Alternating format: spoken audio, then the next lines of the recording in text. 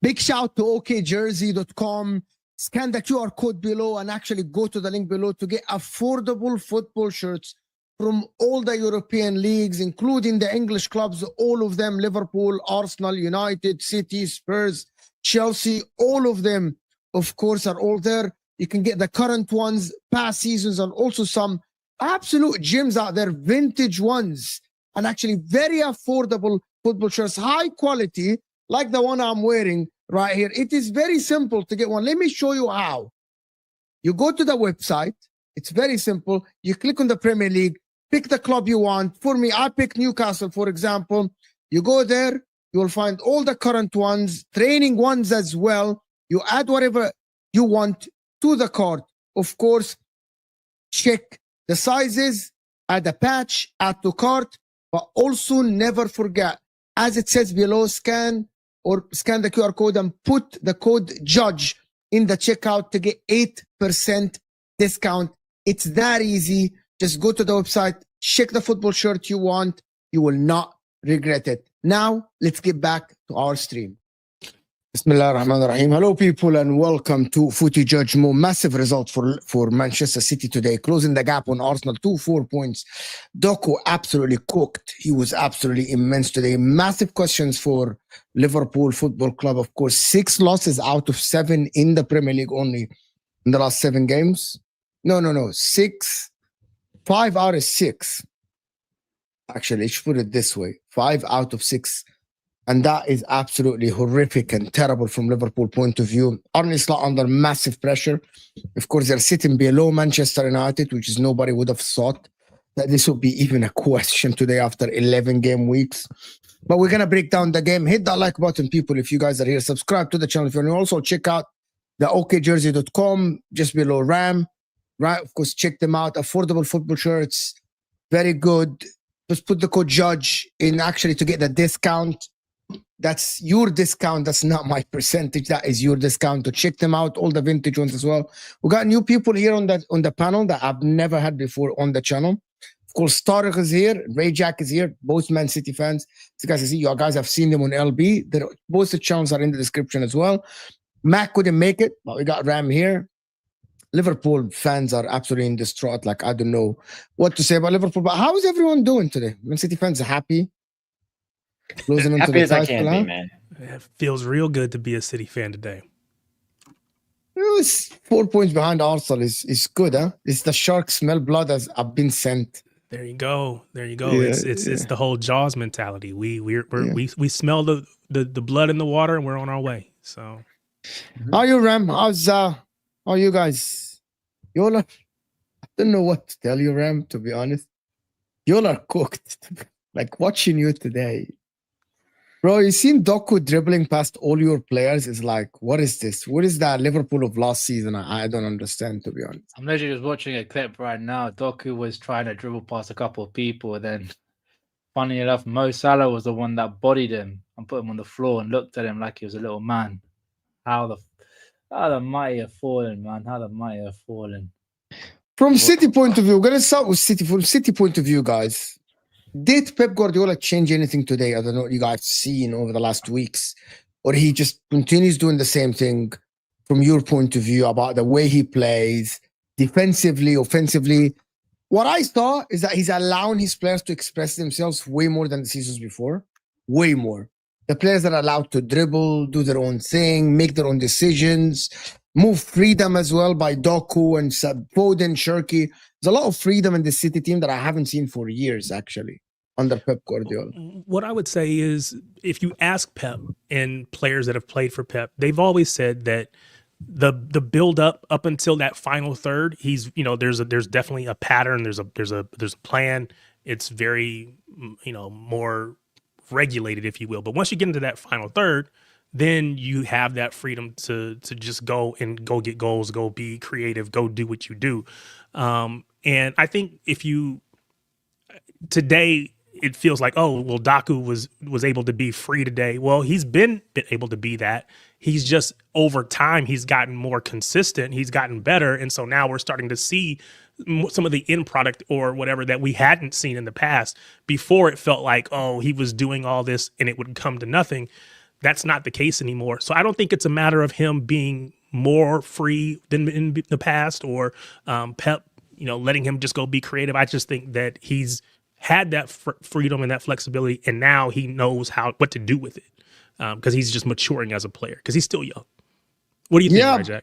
Yeah, I mean, I would say slight change since Ederson is gone. We're not playing out the back quite as much. It's Donnarumma long ball a lot is what we're seeing. And in turn with that ball possession, we are not really dominating the ball quite as much as we, you know, typically you'd associate City. I mean, Liverpool outpossessed us today, 51-49. It was relatively even there, which most games, you know, City try to be in the upper 60s to 70 even sometimes. So it's a lot more letting the other team come at us. And on occasion, we'll actually hit a counterattack from time to time, which you rarely saw last year. Last year was just so slow and methodical buildup. Whereas, you know, I know people like to say Pep Linder's the influence on that, but the team has changed slightly from last year. The midfield allows us to do more quick counters that we just didn't have last year. Nico G as well. The development from him is just incredible. Nico G is a different player, really. Like, you know, we don't have Rodri now, and it feels like we're not particularly missing him. I don't want to. Yeah, that's what I've been told lately. That you guys, that's how it feels. Rodri, like Patrick have told me in the group chat, bro, Mo, we're not missing Rodri. We're all right without Rodri. I don't feel like we're missing a DM in the team. We're playing well. He's doing his job, Nico Gonzalez. And I'm like, see, this is something I didn't expect you to say, to be honest. But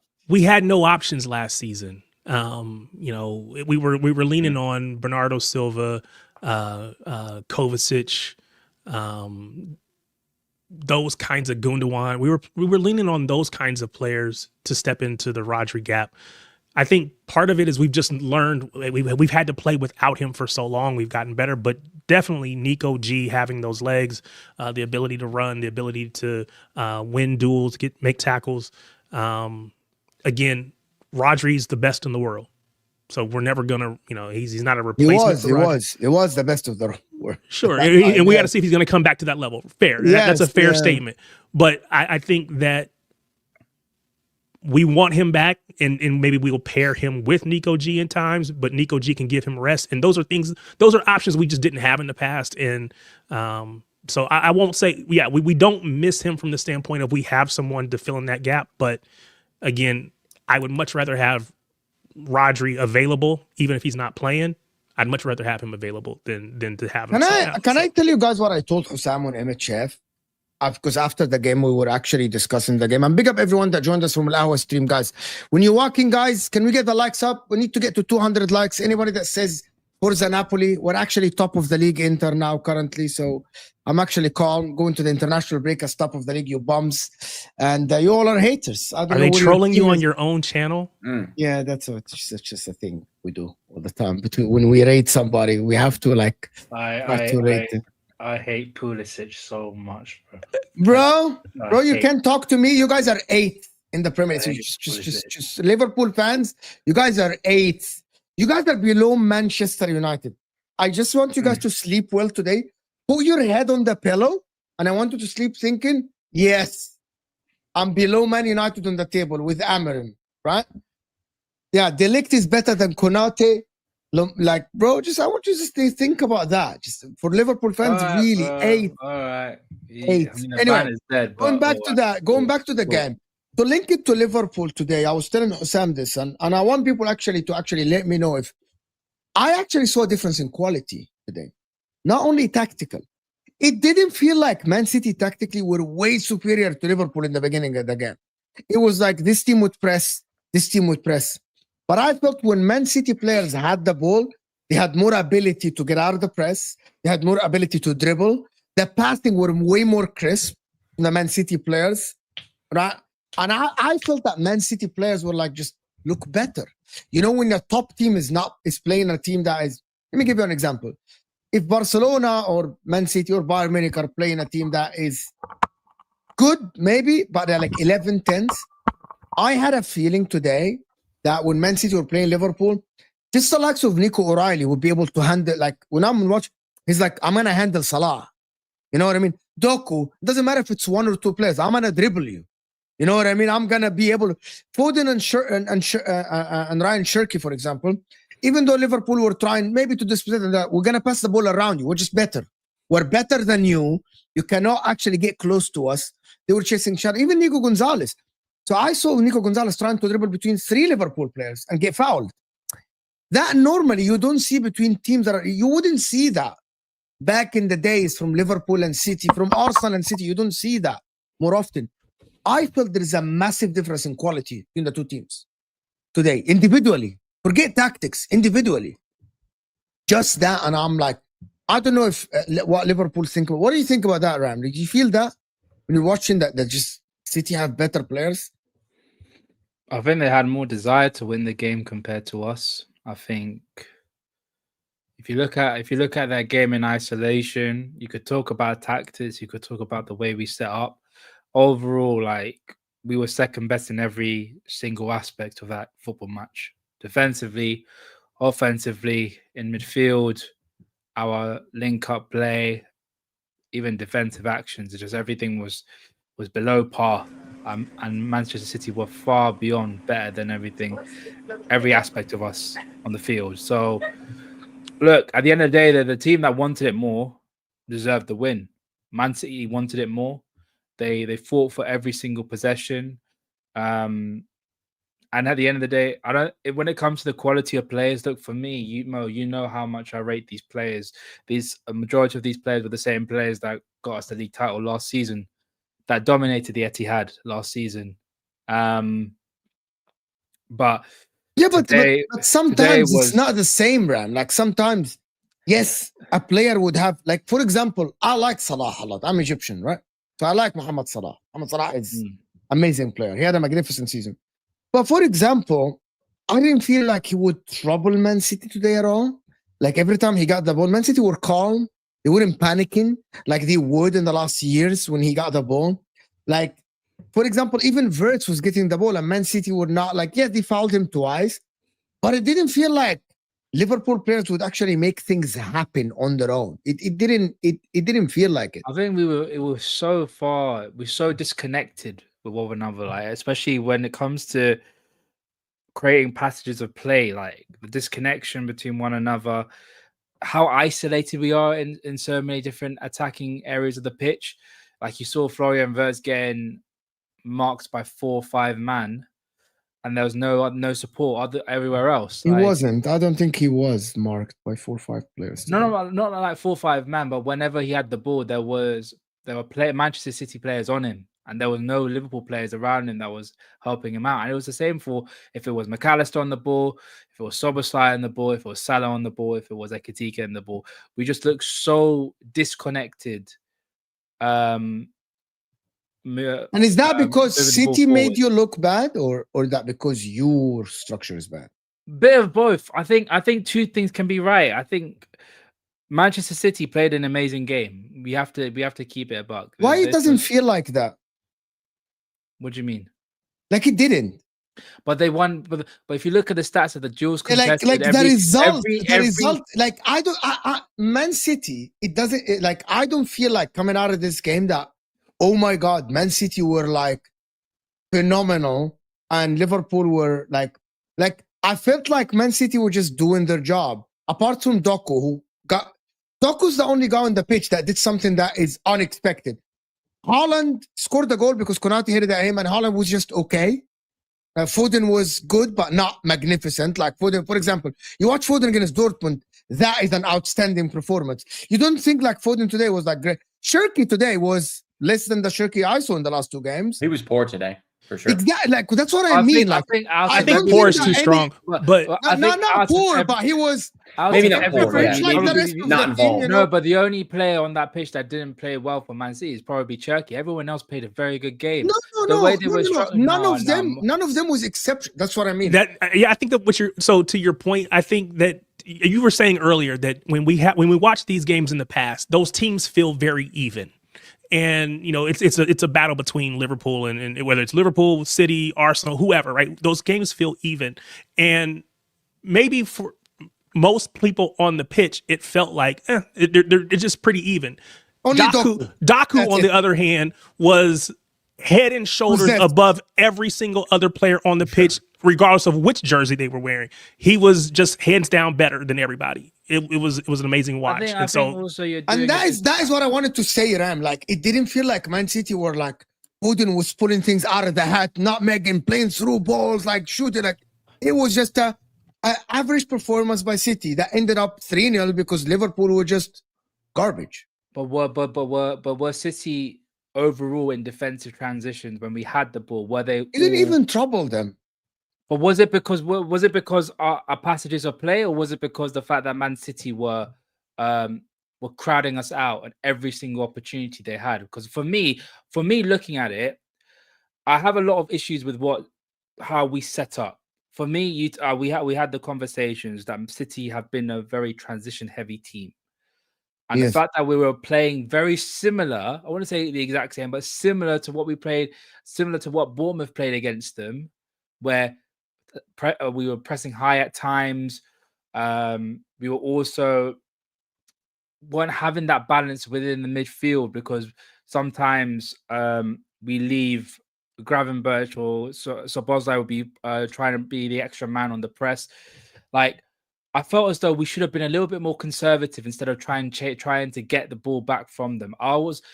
When we look at how Manchester City lost, especially in the Etihad, especially the likes of teams like Brentford, Wolves back in the day, they've always been teams that have sat back, absorbed pressure, and hit them on the counter-attack.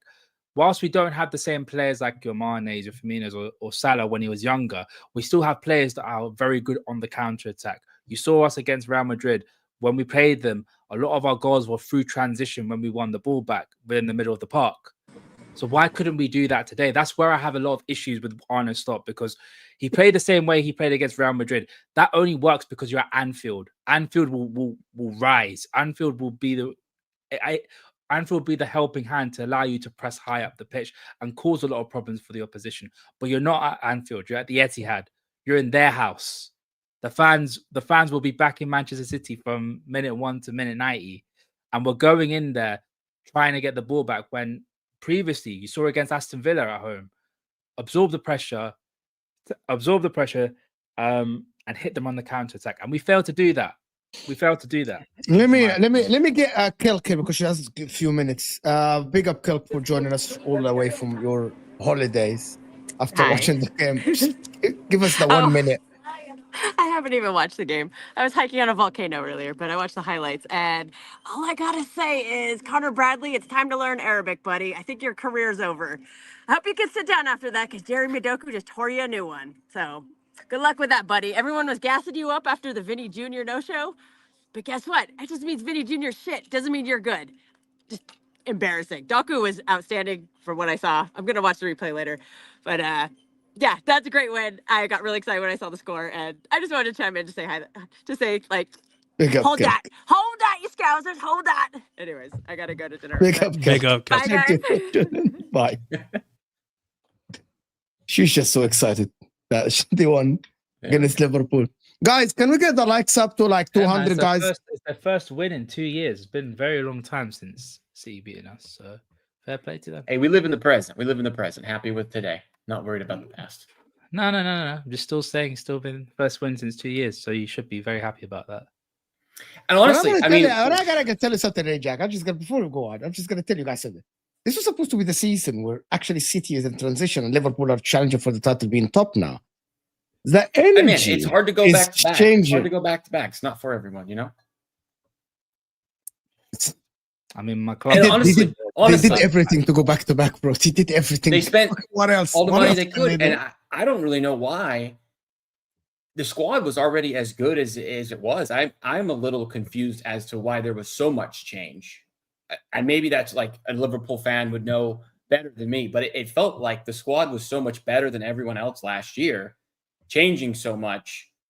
I mean, it's seemingly, at least for now, not working, obviously. And, 6 losses in 7. Are you guys thinking of Liverpool as contenders with you guys now? No, I am not writing Liverpool For the league. For the league. For the league. For the league. For the league. I think it's done. You guys think you're only 4 points harsh. behind them, right? Yeah.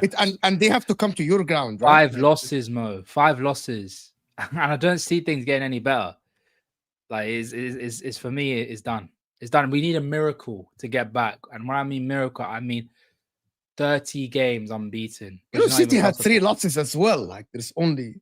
Like, you dropped points in 5 games. They dropped points in 4. Well, I tell you this. We played 11 games this season, and we got 27 matches left. Do you think from those 27 matches, we win 20 and draw 7 of them? I think you can win 20, lose 2. And it's still not enough to win the league. I mean, why do you think that's do. not enough to win the league? And again, I don't want you to win the league, but I don't think that Arsenal are going to run away with it. I think they're going to drop points. They started already. I think they're going to drop more points along the way. At the end of the day, I want us to win it, no doubt. But I don't consider you guys out of it yet. On your point, mathematically, if you look at it, right? So we're currently, I want to get this exactly right. So we're currently on 18 points, yeah. So if we win 20 games, hypothetically, and then we lose 2 and we draw 5, so that's around about 65 points. That leaves us on 83 points, which I don't think is enough to win a league title for me. Mid-80s, like 84, 85. And this is what I think the maximum could happen. So it's going to go down from there. So I don't see us getting 20 wins out of 27. Like I said, it will take a miracle for us to win the league. So a miracle. The only thing the manager can fight for realistically is the Champions League. And for City, people are saying now that people should be worried about City for the title. Like, people are saying if City are chasing Arsenal, people should be worried. I've still maintained that Arsenal are before the start of the season, before the bad run, Arsenal were our biggest challenges, and I still maintain that Arsenal are going to be a big problem. I think Arsenal. Arsenal are, for me, even if City win their game against Liverpool 3-1, I still put Arsenal as favorite. That one draw that Arsenal did yesterday, and I don't want to turn this into an Arsenal debate at all. That one draw that you do against Sunderland, the way that happened yesterday, has nothing to do with how Arsenal were consistent for the 8 games before that. That doesn't change anything. Actually, Arsenal created a lot of chances. They conceded 2 goals to a team that buried them, but that has nothing to do with how strong Arsenal are. And City winning today, the thing about it is City winning against Bournemouth and City winning against Liverpool will give them a lot of confidence. The international break came in the wrong time for Manchester City, actually. Manchester City now needed more games to come in. And I think that international break will halt him a little bit. But in terms of like the personnel at Manchester City, people are not recognizing that Nico O'Reilly is a young central midfielder that's playing at left back. Matthias Nunes is a midfielder. Nico Gonzalez was supposed to be a failure, right? And they were looking to offload him in the summer. And if it wasn't for Rodri's injury, Nico Gonzalez might not have played this season as much, and he might have left. You know, Doku is a failure, and he should have left the team based on some City fans. Eagleby, like, should have left the team last summer. You know what I mean? And Erling Haaland is Erling Haaland, but anybody else, like Shirky is not on Wirtz level, as people said. Foden is playing well. He's not magnificent. I think just Pep Guardiola is making the best out of these people. What do you guys think? I mean, making the best out of what we've got, I would agree. And that's, you know, what a good manager does. I would say, I mean, you're right in a lot of what you said. A lot of fans were, you know, when the Savinho rumors were out, it was, why are we selling Savinho and not Doku? And I was even one of those fans. I was 2 years of Doku. I was like, I kind of know what he is. He is what he is. He's magnificent at times. He's poor at times, and he's very inconsistent. But this year for Doku, whether that's, you know, year 3 under Pep, finally cooking things for him, he's steadily increasing that form. Same thing with Nico G, like you said. The guy's development it's a different player than he was at the second half of last season versus the summer. I mean, he's grown leaps and bounds. Foden's still getting back in his best form. Nunes at right back, he's been great for us. None of us City fans thought he would be any good. We all wanted to buy a right back in the summer. There was hundreds of streams on which right back do we buy, and Nunes is just holding that position down. I mean, it is what it is. It's either Pep coaching or the players had a bad year last year and they're coming back to actual form. It's got to be one of those two things. I don't know. I think we are downplaying. And I'm a City fan, right? So I think we're downplaying some of our players and their quality.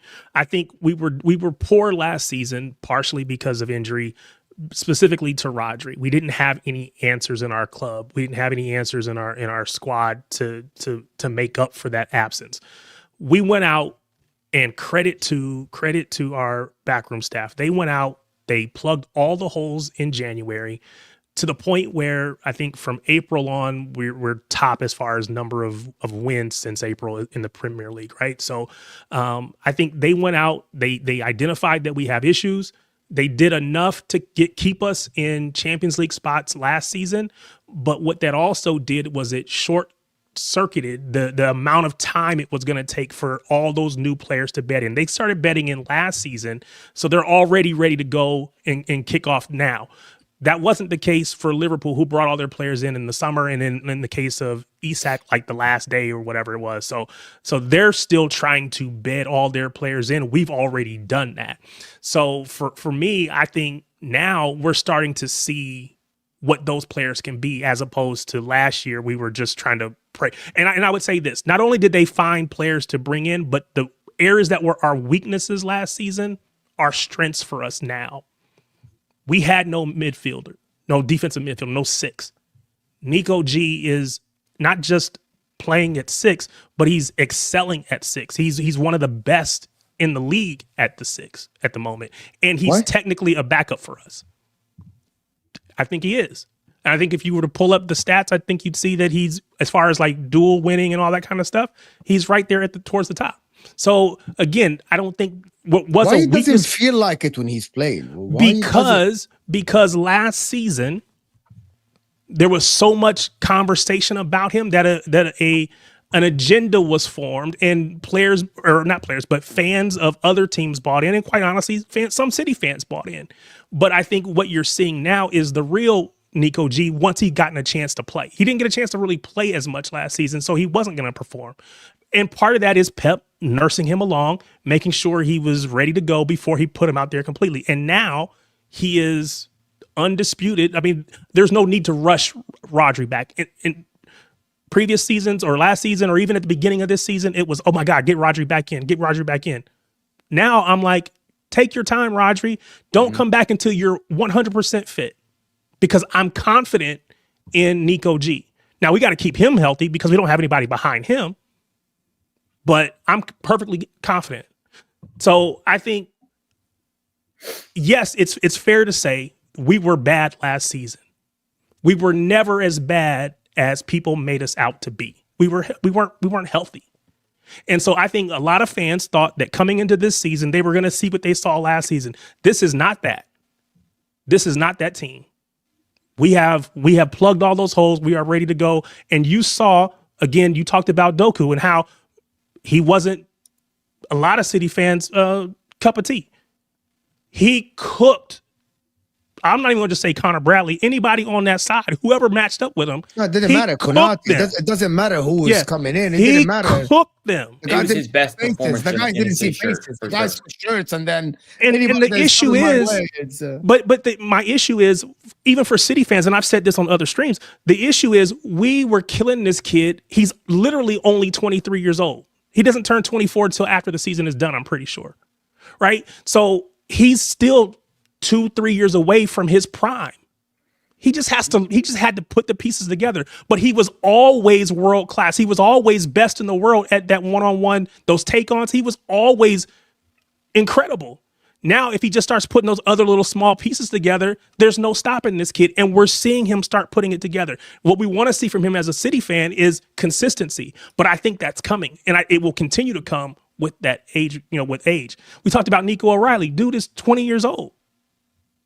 We got a young squad, and they're only going to get better. I am very, very confident in this City team. We may not win it. We don't have any divine right to it. But any fan of any team that counts us out, you do that at your own peril. Did you just claim that Doku is what in what sense? I said that what I said was that Doku was world class at taking one-on-one take-ons. I'm not saying he's the completed article, but if I give him the ball on the wing, one-on-one, there's nobody better. I stand on that. Nobody better. But it's all good having that. The only reason why we give so much credit to Doku is that every attack that he had and every time he got past his man, something happened afterwards. That's where he's improving. That's why we give him so much credit today, because look, we've seen so many players take on a man. Like Madueke is a perfect example. He could take on a man very easily. But once he gets past him, what happens next? Nothing happens. Yep. And that was Doku last season. That was Doku last season. And what I'm saying is that because he's only 23, just turned 23 towards the end of last season, that he's still putting it together. And if you count him out, again, he has one skill that is world class. Maybe not everything else is part of his game, but he's got one skill that he's world class at.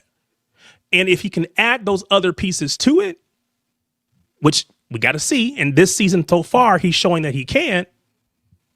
I think the sky's the limit for this kid.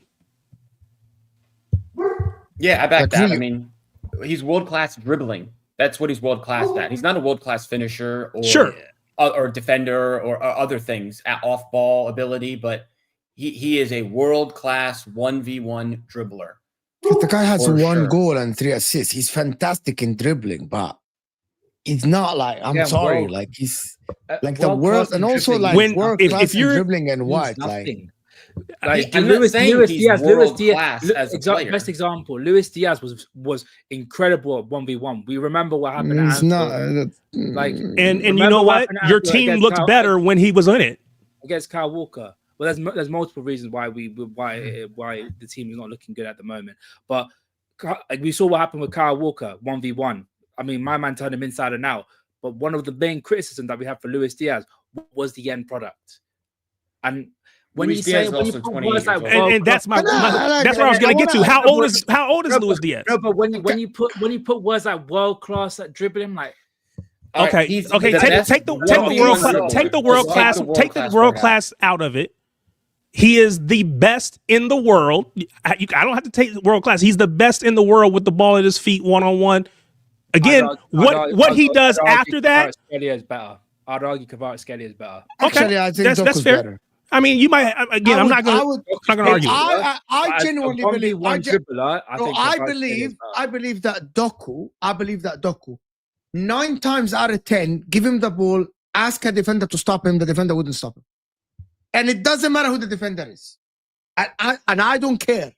Every time I see Doku 1-on-1 with any defender, look, after this, different story, because he misses the cross, misses the pass, he misses all these stuff. You know what I mean? My point about Doku is I still don't think, like the performance that we saw today, can Doku turn these into assists and goal? At the end, he played 11 games. He has 4 GA, 1 goal and 3 assists only. That's all he has first in the Premier League goal since January. I mean, exactly he's not so there for yet, me, but the question is, getting there. do City have the tools to actually? I want you to remove Pep, because if we add Pep to any team, especially a good team, might be a title contender. If we look at the City team, do they have the tools and the quality enough team to go and win the Premier League this season? If you compare line for line, defensive unit, City versus Arsenal, who would you pick? You would pick Arsenal, right?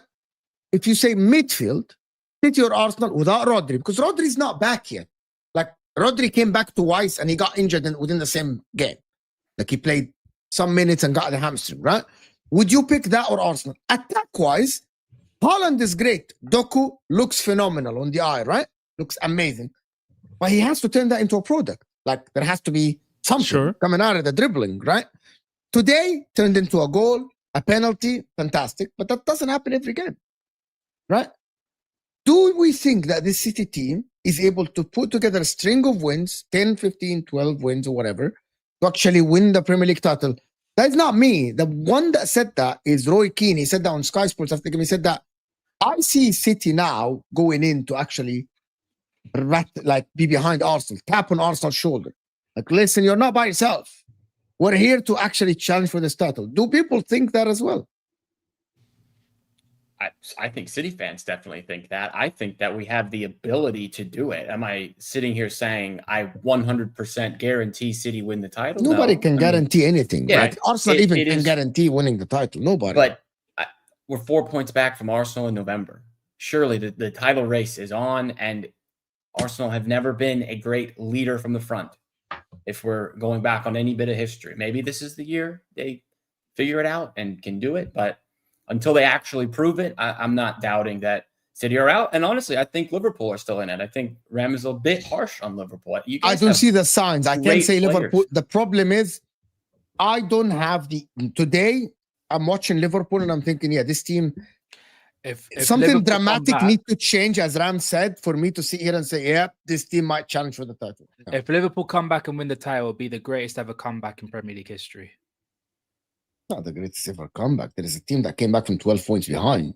They're only 8 points behind the leader. Sorry. I forgot. I keep forgetting. I always thinking that's 8 points. It's never 8 points, 12 points. Sorry, in the modern era, so 2000s and beyond. And didn't City come back from 7 points behind you?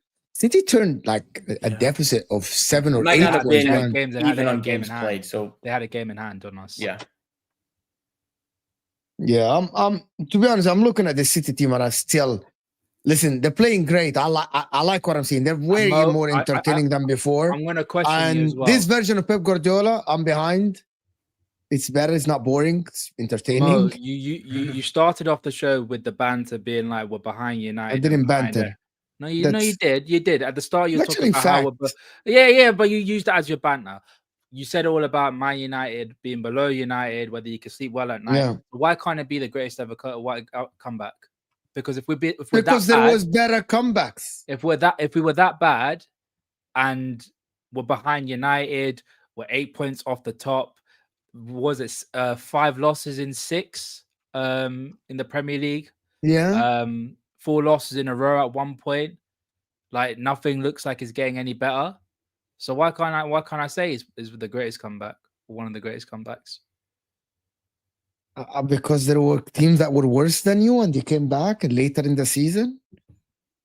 Like, they were more points behind the league leaders and they came back and won the title. So were they this bad? I'm gonna flip it on you. I know we're talking about City. I'm gonna flip it on you. This would be the biggest failure, right? Oh, if it you is. didn't finish in the top 4. Oh, Be the biggest failure. 100%. The biggest failure. There is no team that won the title, spent close to 500 million, and actually battled. Even when we talk about Chelsea team, bro, and that's down to your manager. It's down to your manager. To be honest, yeah. people say in the modern era, what is the modern era? I can go back and So, check. 2000s plus. So I think the highest is new. Modern era is not was- 2000s and plus, but fine. Oh, Mo. Did I say 2000 plus? Did I say 2000 plus? You didn't? Did No, I I hear said- you wrong? Obviously, I did. Obviously, I forgot about thingy, but I think 2000s plus. Beyond Okay. that is the highest, I believe, because the highest before that was 7. Okay, so why are we talking about this? Are you coming back to win the title then? No, Okay, so why are we talking about this? because Is there a possibility? No, because it just showed. Because I think I was as many a point at that at Rajat for saying they're still in it. I'm like, if we go back and win it, it will be the greatest comeback. It'd be a good comeback, but I mean, it's also like, Cool. I don't know why we're debating. I don't know if it's the greatest comeback. Also, so much spend on the champions, and like, I don't know, feels like wrong to say it's the greatest comeback. It's like small violin for the big mighty Liverpool, No, it's fine. But I'm just saying, like the way Seriously, the way that is right now is like it don't look Do any you, better. do you back I'm not- Slot to get you out of this mess, or No. are you? How are Mo Liverpool fans feeling about him? Mo knows my reasonings behind it. I still question him every day whether it's right in the end, but I think he'll rest on his laurels, and there's a reason why he will rest on his laurels. But I think what I saw from him last season, the tactical innovation, changing it subtly in different games last season, I'm not seeing that this season. The one thing I gave so much praise to him last season was that he played to how he thought Man City will play and beat them. Saw your weaknesses, implemented it in his system, and we saw the rewards from it last season. This time, I feel as though he played a way where it's like, it's working for us, we're going to continue doing it without realizing that it's a different Manchester City team. So, yeah. I just don't see him. I don't see him changing anything. I think they're gonna be. I think they're gonna be finished. Actually, I think in terms of like the title race. The thing about I only this hope is it's that Champions League. I only hope it's Champions League, Liverpool are not winning the Crazy. Champions League. which is crazy. You're not winning the Champions League. Well, I've seen worse teams win the Champions League that played for my football. I've seen worse players in the Champions League that played for my football club win the Champions League. Anything's possible. I'll be more than surprised if you. I'd be You surprised. no. You know what? This is so disingenuous. You of all people know what it's like to win the Champions League against big odds, against a treble-winning team. What do you mean? 2010. But we had, bro, we had a captain in every single line in the team. No, but Mo- Every single Mo, starter go for Inter back. were a captain of their Go national back team. go back to 2010. Did know. anyone give Inter a chance? No, but that's different. But we weren't playing bad. We were leading our league. We won our league, bro. This is different. Guys, you're not playing good. I don't know how you don't understand that. You guys are being outplayed in every single game. You played Real Madrid. Real Madrid is shit. Right? You played Real Madrid and you cooked them. Okay, Real Madrid is shit. Every other team you played, you got cooked. Basically. By the way, the You- team that Aston Villa they beat Manchester City this week before. I don't see no evidence of the Arne Slot. On a turning back. in a one-off game, we can win. You know this You better than can. anybody. We'll see, but One-off game. the Champions League is a long way. It depends on the draw. It depends on everything. Depends on a lot of things about we Liverpool. played. just gonna we were ask playing question. better football last season, and we lost. We lost. in the I'm round of getting 16. cooked. So, I'm getting cooked, right? Because I said Van Dijk is the best defender to ever play in the Premier League history. And I'm seeing the guy today literally being lazy in defending. Konate is being compared to De Ligt now, as Staffy says. He's not even better than De Ligt, right? He's not. Okay, here's the thing about Konate, to be honest with you. And I know we got two City fans, but we're gonna mix it up between both. No, it's all good. Okay, I want to tell you the reality, right? Konate had a good Champions League campaign when he reached the final, but he was injured. during the season. But he had a good Champions League campaign. We reached the final and he lost to Real Madrid. Last season, he was amazing, right? But apart from this, Konate been in and out of the team. And this season, he has been cooked more times than not in the league and every time he played. I'm going to sit here and say that Konate, when people were comparing him to Saliba and all the stuff, that is, bro, Gavardiol is better than him as a defender, as a center back. And Gavardiol didn't have the greatest. Gavardiol, I like Gavardiol as a center back, to be honest. The problem with Konate, I don't know if it's mentality about him staying at Liverpool or leaving, but I don't think that Liverpool can continue the season with someone like Konate being a starter week in, week out.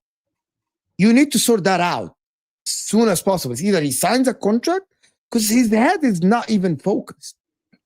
My main issue of today, and I think what really started us, like our asses dropping the entire game, was the one time Doku actually took Conor Bradley on 1v1, and the rare time Conor Bradley actually won that duel, Konate just came across and just started smacking. That's the penalty situation. That's the penalty. And I was like, bro, that's the, first of all, confidence-wise, Bradley got the better of Doku. So why are you getting involved with it when he had that situation sorted out? No. And then I'm, as a centre back, me thinking as a centre back, a left winger going at my right fullback, that's on you. Once he gets past him, he has to get past me. So why is he getting involved with 1v1 duel with Doku when Doku's not even gone past him? It's just a bit. It's just everything was. Can I ask you guys a question about this? But do you guys think that the goal of Konate should have stood? Of Van Dijk? Van Dijk? The goal of You mean the Van Dijk goal? Yeah. I'm not clear on the rule. If the rule is he has to actually impede the goalie and be offsides, it's debatable. Like The I line don't of know sight, that- the line of sight. He wasn't in the Usually line. the- Okay, we he established wasn't that he really wasn't line in the of line of sight sight. to He wasn't. They So, actually- but they I'm saying, but actually that was what. established that he wasn't. No. They actually said that he wasn't. He said it's all about impactful of the play. It's not about line of sight. He didn't. When Van Dijk heads it, the angle is he wasn't in the line of sight, so he didn't. He didn't block the view of the goalkeeper, so that is Sure. out of the question. It reminds me. I think it last It reminded you of season? this. That, but Yeah. also, do you remember Akanji? This was not called. This was called as a goal, by the way. No. Mo, This there's a was better given as a example. goal. There This was a given better as a goal. example. I think Ake scored and Akanji did the exact same thing Robertson did, but that was called a goal. I think it was against Brentford, if I'm not mistaken. Either Brentford or Newcastle. I think one of those. I teams. can't make up my mind. I'm I being don't know. completely honest. I can't. If it were against your team, what would you want? I know why they called it. If it because was- he ducked. The difference is because he ducked. Because he Once made a you movement. Once you duck, you're involved in the play. It's like, let me give you an example. If a player is standing offside and they open their legs and let the ball roll, even if they're not blocking the side of the goal, because that impacts what the goalkeeper thinks about, is he going to take a deflection of his legs or not? Mhm. They don't make assumptions on this. I know why they're giving it as offside, actually. Because Donnarumma is not his job, right, to actually assume that will Robertson get a touch or not. As long as you move away from the ball, that is fine. Don't duck, don't open your legs. I think that's what they call it. However, it's all about the consistency, right? Like we saw Bernardo Silva, like this one. They were not consistent. We saw the Akanji one when it was given. I don't understand why they gave it as offside if you are not consistent in the call. And that is what I didn't understand. Because, by the way, a lot of people actually think that Liverpool will rob. Even some Man United fans who hate Liverpool think that Liverpool will rob. You're talking about Terry, aren't you? Not only Mark, Trey, there is another United fan that is a big They account probably that all think- hate City too, though. So Maybe they do. They hate Liverpool more. I The problem is, guarantee. I know if this is against my team, I want this to be called offside. It's Yeah. you can't duck. You cannot open your leg to let the ball roll. You can. But it's But they are consistency, inconsistent. Mo. It's consistency, Mo, because I understand what they're trying to say, but I've always been under the impression that it was line of sight. It's always been line of sight. If you're in the line of sight of the goalkeeper, it can't stand. But if you're like on the side of him, but he can't see you, it can still stand. That's what I've been interpreted by the law. I think they've got. If someone can get the law of the offside rule, I know it's either impeding the play, in the line of the side, or make a movement towards the ball. That sort of those are. I think those of the three off the top of my head were the rules, and for me, he did make a move for the play. Wasn't in the eye line of the goalkeeper, and he wasn't impeding play. Because Donnarumma was unfazed. So for me, just off those three, it shouldn't be a goal. But for me, when it comes to when a goalkeeper getting involved and an offender and the offside, I don't think Donnarumma was going to get it anyway. Yeah, I don't think Donnarumma was going to He get wasn't it. getting it. He wasn't getting it. It was a terrific header.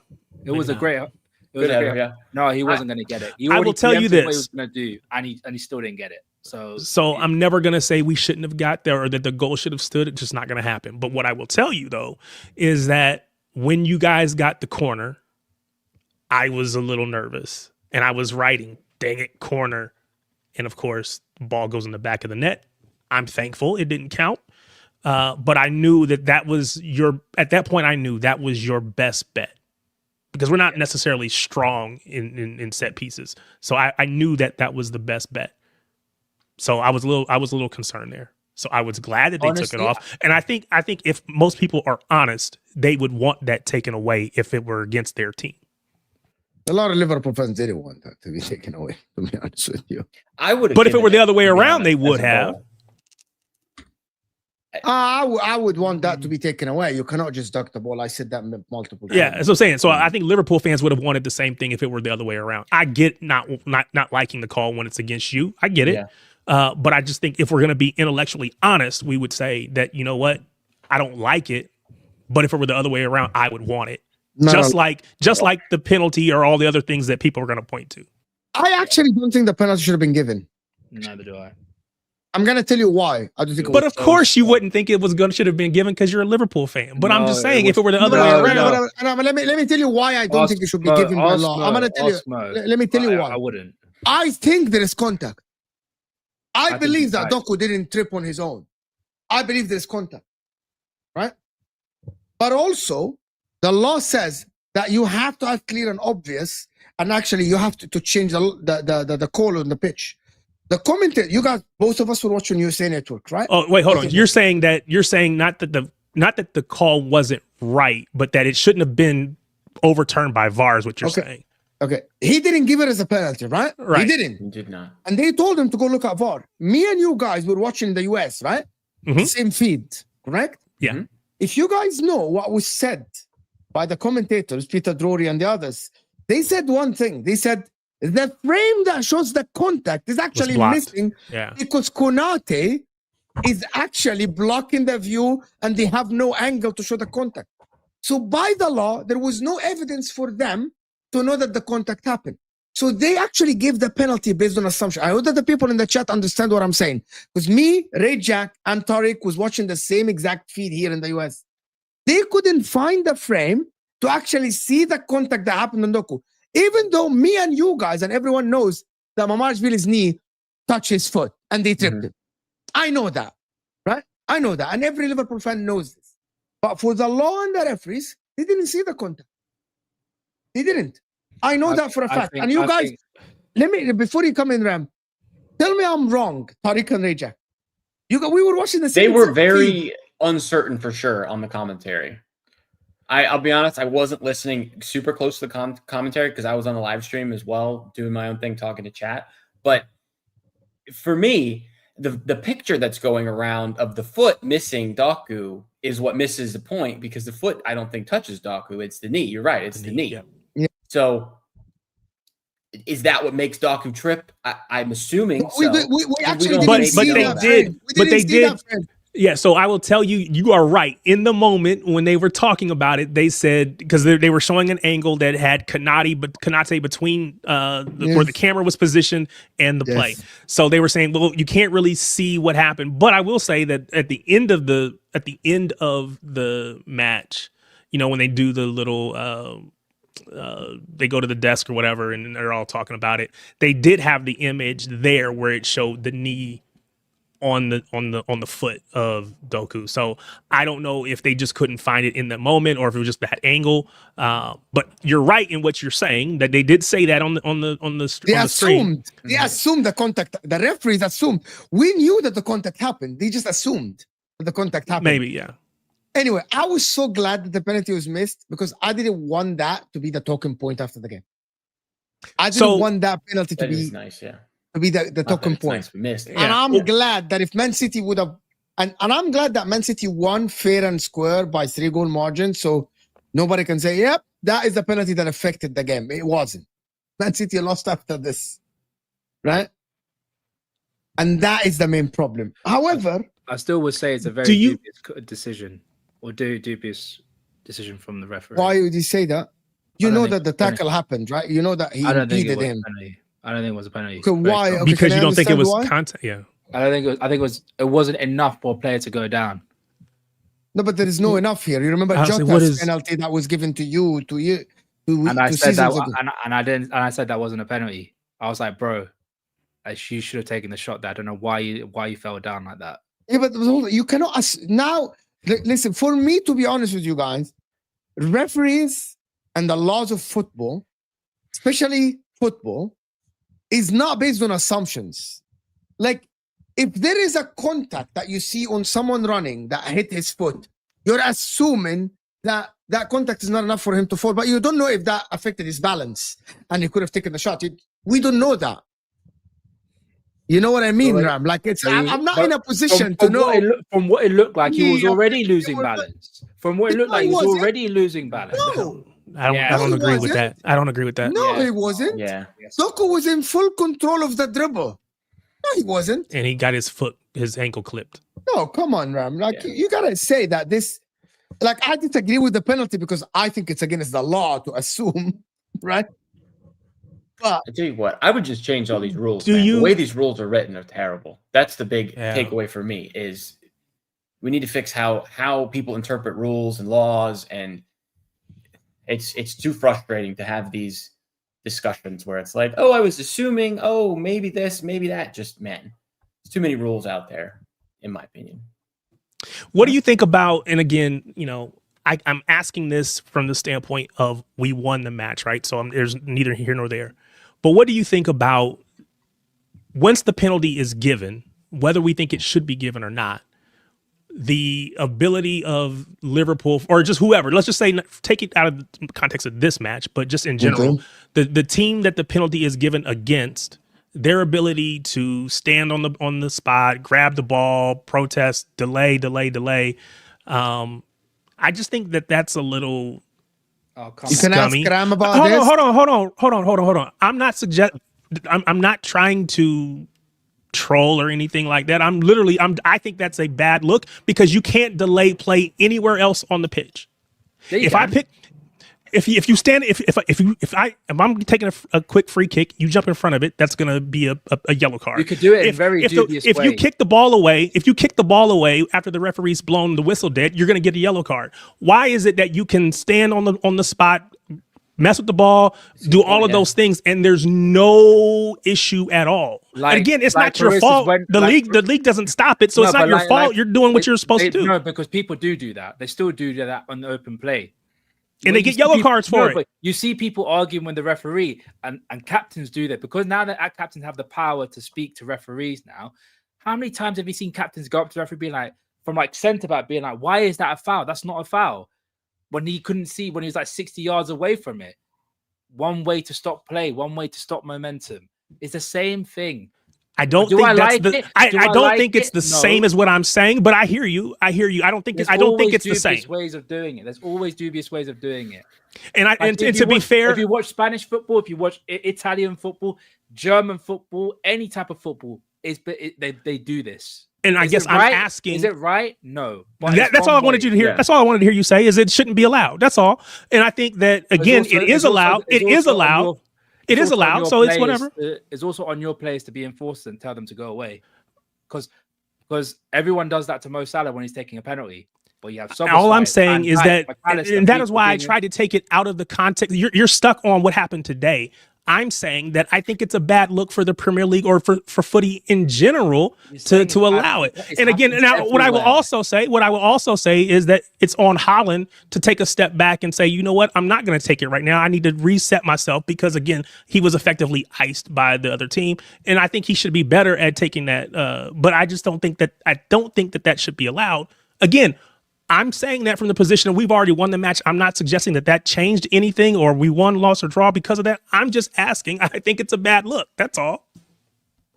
Everyone does it. That's why I say it's not a bad look in the Premier League. But if everyone does it, then it's become second. Okay. I think it's more of like just in general, the time wasting aspect that's so prevalent. Like ideally there could be something done to remove it more, like these dark arts that people do where they like roll around. It's just annoying. Like goalkeepers. I don't think it's annoying. I disagree with you. I actually think the rolling, holding the faces when you don't hit, you should get penalized, yellow card, right? Fair. My wife hates that. But it's standing in front of them, and as long as nobody messed up the penalty spot, I think that's okay. You buy as much time as you can to disrupt the player. That is part of the game, right? As long as this is not illegal. Like, I'm all about the shit talk. And I've said it's not illegal. Shit, like, talk shit to the player that is taking the penalty. Tell him, oh, going left. He's shit. He missed the last 3. He's going to miss again. Stand in front of him. Do the dark art. Walk out. It's on the referees to give the yellow card. That's why there is a law that if the goalkeeper is actually delaying the play for a penalty, he gets a yellow card. It's on the referees. It's not on the goalkeeper can do whatever he wants. Liverpool players can do whatever they want that feel like, we're disrupting Haaland's rituals to take the penalty. It's up to them. I don't mind it. As long as it's not illegal, and I don't think it's scummy. I don't think it's like someone trying to cheat by holding their face when they didn't get hit, trying to get the other sent off. I don't think it's the same. I think this is the play already stopped. I don't think it's the same, to be honest. And it was part of the entertainment in the game, to be honest. These, as long as they're not illegal, I'm okay with it. You know what I mean? It's a bookable offense, as Martin is saying. Just get it. I don't think. Like, by the way, I want to tell you something. If someone is winning 1-0, sometimes I play football. We tell them, take the card, delay the play, bro. Take it from the wrong place. It's part of the game, right? You take the punishment, the yellow card, right? We all do that. Everyone that plays football knows exactly what I'm talking about. We tell people, bro, we're winning 1-0 or winning 1 goal. Take it from the wrong place. Then take the card, delay the play. We do that. All of us, we do this. You know what I mean?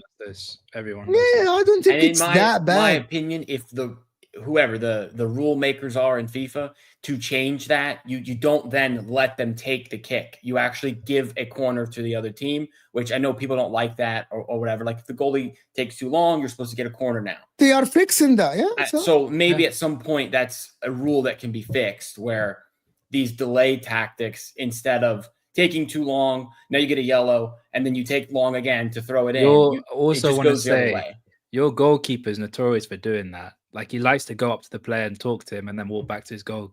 He's notorious. I don't know about the goalie like walking up. Any of the delay tactics, like in general, I'm not a fan of. I just think it's unfortunately people say it. Everyone loves Emi Martinez's antics on the goal. I don't like it. I don't like it. And this is again what I'm saying. Loads of people love it though. That's what I'm saying. So it's just it's a weird one. It's a weird one.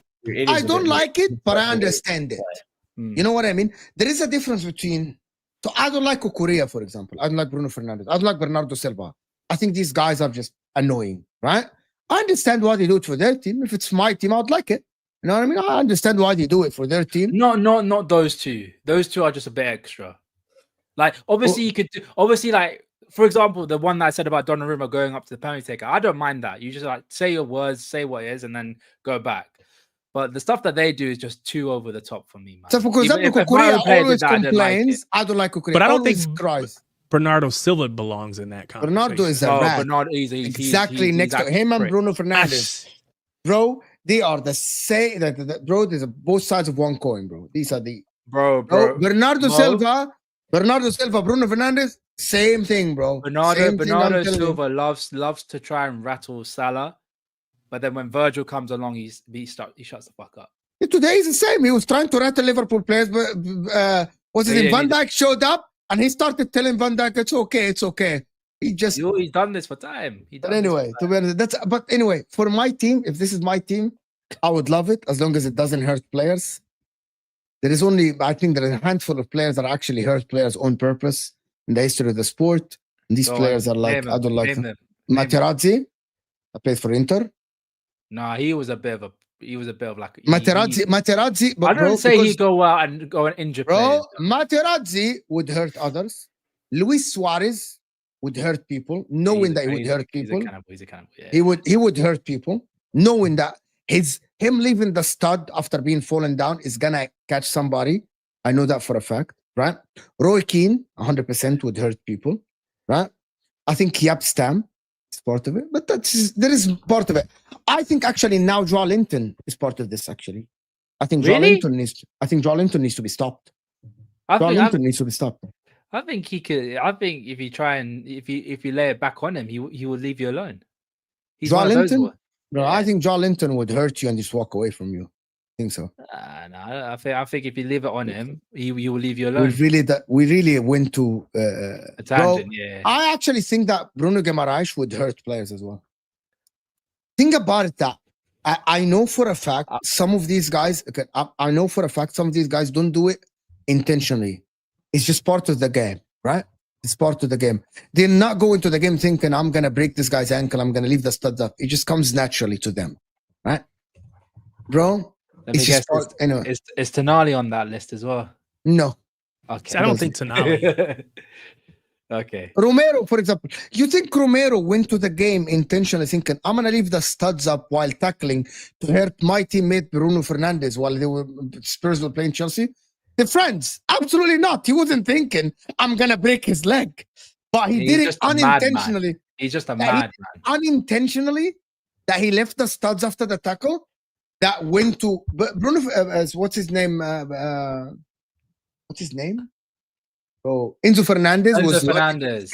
He was lucky to escape that one. It could have broken his leg. Yeah, but right? he's just a bit mad. Anyway, we directed. Anyway, last point that we're gonna say there: Joao Linton and Bruno. Okay, Rosemary, Bermuda going to. Joao Linton and Bruno are dirtiest players in the Premier League.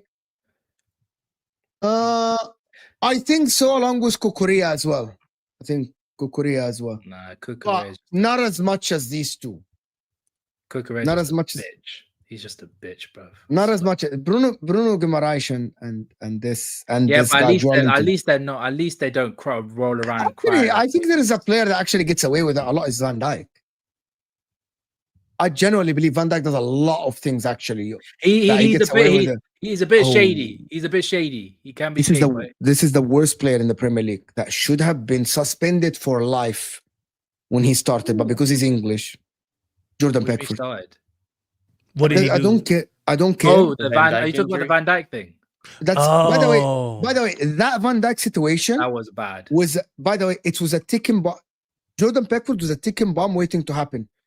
Jordan Pickford normally goes to try to win the ball, leaves his studs up, knees up.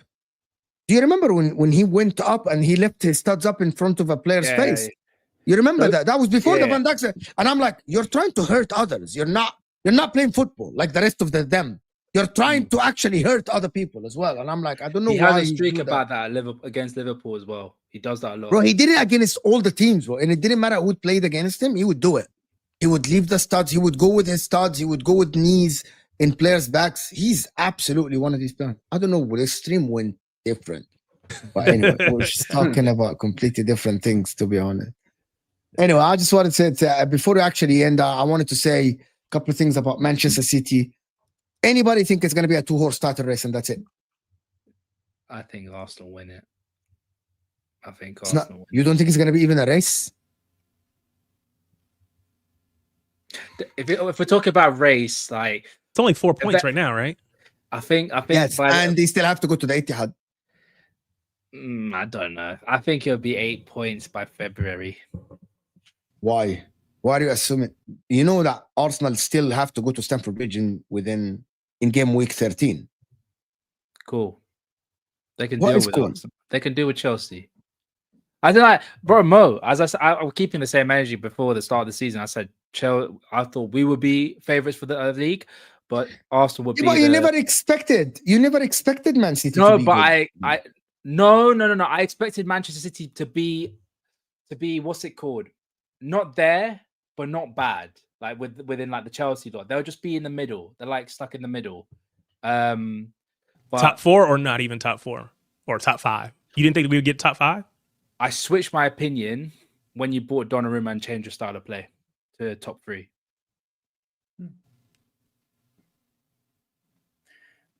I will say that Donnarumma has been a great addition to our team. And I think it has helped us defensively. Are we great?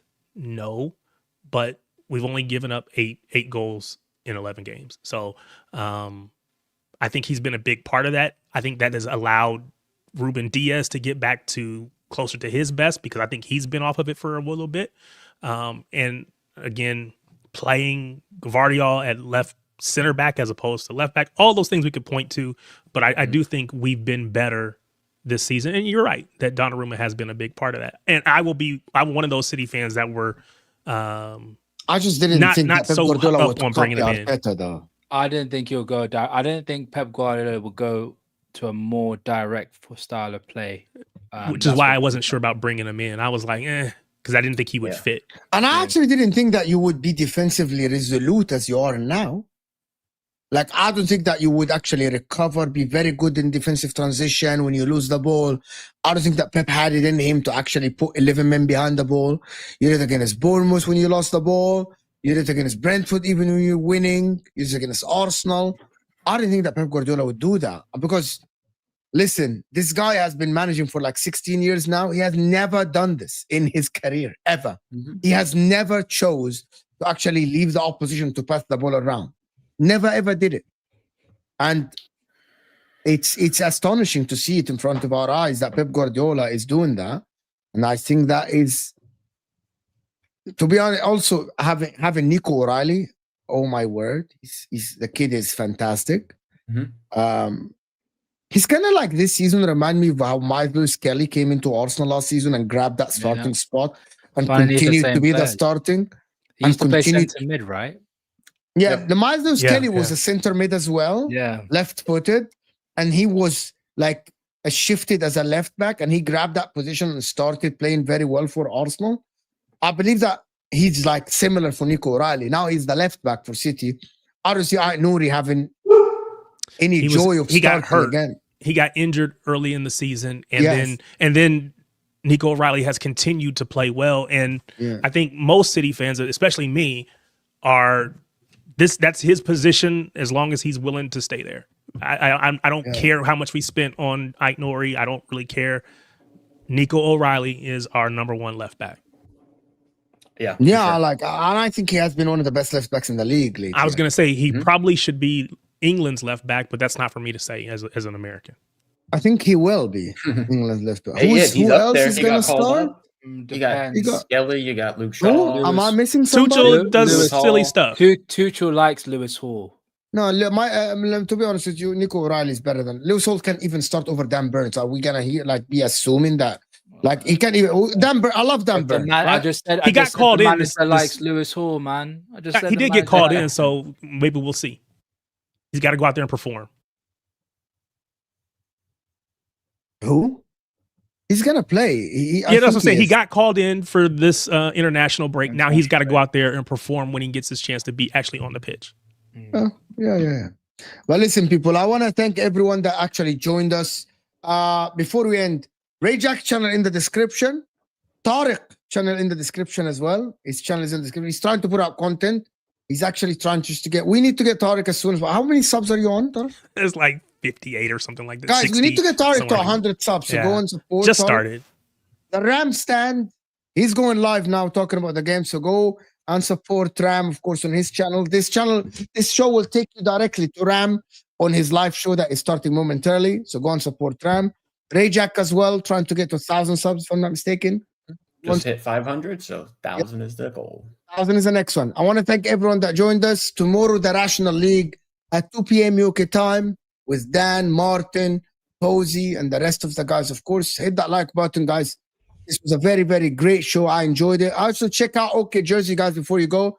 If you haven't actually checked out OK Jersey, so go and check them out, guys. OK Jersey just below me here.